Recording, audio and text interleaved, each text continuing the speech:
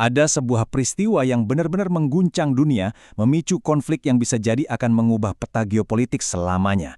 Hari ini, kita akan coba bedah bareng-bareng peristiwa yang mengarah pada Operasi Epic Fury dan semua dampaknya yang luar biasa besar.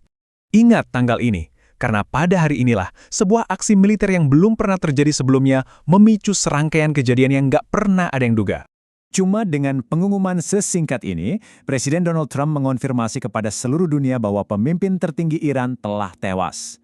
Dan inilah awal dari sebuah krisis global.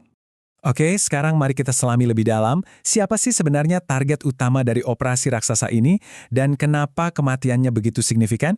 Khamenei itu bukan sekedar pemimpin politik biasa loh, dia udah memegang kekuasaan tertinggi di Iran sejak tahun 1989. Bayangin, lebih dari 35 tahun. Ini menjadikannya salah satu tokoh paling kuat dan berpengaruh di Timur Tengah selama beberapa dekade. Kematiannya benar-benar menandai akhir dari sebuah era.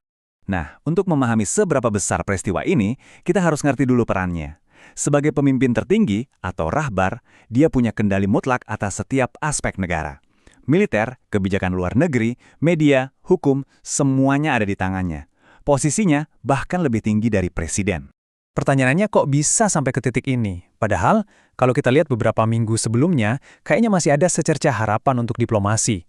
Coba kita putar waktu sedikit ya, kita lihat apa yang sebenarnya terjadi di balik layar. Nah, ini yang sangat menarik.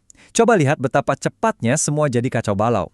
Dalam waktu kurang dari sebulan, serangkaian pertemuan tingkat tinggi yang awalnya digambarkan positif, berubah jadi jalan buntu yang berakhir dengan ultimatum.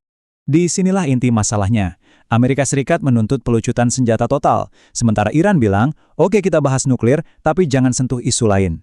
Iran bahkan menawarkan kompromi yang disebut nol penimbunan. Artinya, semua uranium yang diperkaya akan diubah menjadi bahan bakar di bawah pengawasan PBB, jadi nggak bisa dipakai buat senjata. Tapi, tawaran ini ditolak mentah-mentah sama Amerika. Jelaskan, perbedaannya terlalu jauh untuk dijembatani. Karena diplomasi sudah mentok, pintu untuk aksi militer jadi terbuka lebar.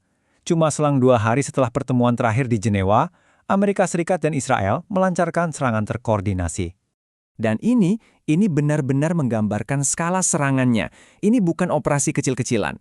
Amerika mengerahkan beberapa aset militernya yang paling canggih, menunjukkan kekuatan yang dirancang untuk melumpuhkan pertahanan Iran dengan cepat. Serangannya sangat komprehensif. Tujuannya bukan cuma untuk melenyapkan pemimpinnya, tapi juga untuk melumpuhkan kemampuan militer Iran secara signifikan. Mereka menargetkan infrastruktur pertahanan dari darat, laut, sampai udara. Di tengah operasi besar ini, ada sebuah tragedi yang mengerikan. Angka ini mewakili jumlah korban jiwa dari satu serangan rudal tunggal yang menghantam sebuah sekolah khusus perempuan di kota Minab. Semuanya adalah anak-anak perempuan yang tidak bersalah. Iran tidak menunggu, reaksi mereka datang dengan cepat dan tegas. Dimulai pada hari yang sama saat pemimpin mereka terbunuh. Ini bukan akhir dari konflik, tapi justru jadi awal dari babak baru yang jauh lebih berbahaya. Pembalasan Iran ini sangat terkoordinasi. Mereka nggak cuma menyerang satu target, tapi langsung membuka 3 front secara bersamaan. Ini menunjukkan jangkauan dan kemampuan mereka untuk memproyeksikan kekuatan di seluruh wilayah. Iran dengan tegas menyatakan semua aset militer Amerika dan Israel di kawasan itu adalah target yang sah. Dan seperti yang bisa kita lihat, mereka menyebar serangan balasan secara strategis, bukan cuma ke Israel, tapi juga menyerang langsung pusat komando dan pangkalan-pangkalan penting Amerika di seluruh Teluk. Jadi, poin krusialnya adalah, konflik ini dengan cepat melampaui batas Iran, Amerika, dan Israel. Dampaknya terasa di seluruh dunia, memicu reaksi yang kacau, dan meningkatkan ketegangan global ke tingkat yang sangat berbahaya. Dunia pun terpecah.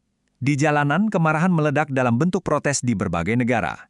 Di tingkat diplomatik, Tiongkok mengeluarkan kecaman keras, sementara sekutu-sekutu Amerika dan PBB cuma bisa menyerukan deeskalasi karena khawatir ini akan jadi perang yang lebih luas. Pernyataan ini bukan lagi sekedar kecaman diplomatik biasa.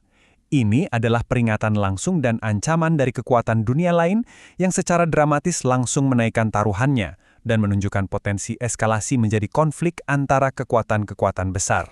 Ini poin yang sangat menarik. Para analis berpendapat bahwa serangan ini, alih-alih melumpuhkan Iran, justru mungkin telah memicu rencana darurat yang sudah lama disiapkan. Respon Iran yang begitu cepat dan terorganisir menunjukkan bahwa struktur kekuasaan mereka yang melibatkan Garda Revolusi dan Majelis Ahli memang dirancang untuk memastikan sukses yang mulus dan kelangsungan negara bahkan tanpa pemimpin tertingginya. Rencana mereka terbukti anti-plor. Pertanyaan ini sekarang ada di benak semua orang. Konflik ini telah membuka kotak Pandora. Dengan garis pertempuran yang sudah ditarik dan ketegangan yang lebih tinggi dari sebelumnya, dunia menahan napas, bertanya-tanya apakah langkah selanjutnya akan membawa kita lebih dekat ke perdamaian atau justru ke dalam jurang perang global.